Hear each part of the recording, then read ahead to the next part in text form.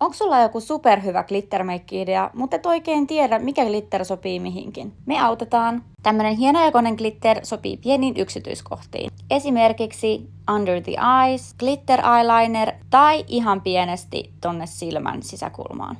Ja sitten seuraavaksi vähän isompi glitter. Suositellaan muuten glitter primerin käyttöä sellaisille alueille, mitkä on lähellä silmää tai silloin kun haluat tehdä jotain pieniä yksityiskohtia. Mutta back to business. Eli tämä meidän pienikokoinen glitter sopii kulmaluulle, silmän sisänurkkaan tai under the eyes. Ja vinkki vitonen, kannattaa käyttää pienempää sivellintä, jos et halua glitteriä suurelle alueelle. Vaseliini sopii tosi hyvin isompien glittereiden kiinnitykseen.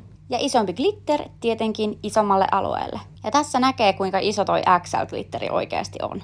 Eli isommat glitterit, kuten XL ja Chunkit, sopii kulmaluulle, poskipäille, under the eyes, eli periaatteessa kaikkialle, paitsi ei ehkä liikkuvalle luomelle. Ja toinen vinkki, hienojakoisella glitterillä sä saat vähän niin kuin blendattua isompaa glitteriä.